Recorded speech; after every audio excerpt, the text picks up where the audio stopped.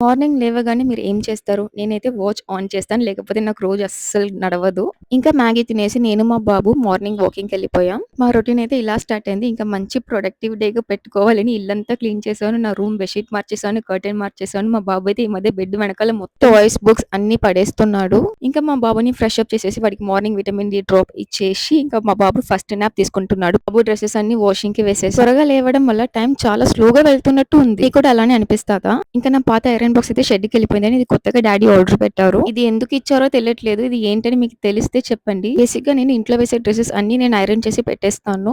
కొంచెం నీట్‌గా ప్లెజెంట్‌గా కనిపిస్తది కదా! వాళ్ళకి కూడా ఫ్రెష్‌గా బావుంటది అని. ఈ రోజు టు డూ లిస్ట్‌లో ఉన్నవన్నీ చేద్దామని అలా అనుకున్నాను. ఇలా ఈవినింగ్ హాస్పిటల్‌లో పడ్డాను. ఈవినింగ్ 4:30 వరకు అన్నీ బావుండి ఆ తర్వాతే అస్సలైన పెయిన్ స్టార్ట్ అయింది. హిప్ సైడ్స్‌లో ఇంకా అబ్డోమెన్ పెయిన్ సడెన్‌గా స్టార్ట్ అయిపోయిందనమాట. పెయిన్ అయితే ఎక్కువైతూ ఉంటే ఇంకా హాస్పిటల్‌కి వెళ్తే వాళ్ళు ఇంజెక్షన్ వేశారు. సడెన్‌గా డాక్టర్ అయితే కిడ్నీ స్టోన్స్ అనేసారు. నాకైతే గుండాగిపోయింది. అల్ట్రాసౌండ్ స్కాన్ తీయమన్నారు. వాటర్ ఎక్కువగా తాగాలి అన్నారు. టాబ్లెట్స్ పైన టాబ్లెట్స్ పైగా ఈ రోజే నాకు డే 1 జలుబు స్టార్ట్ అయింది.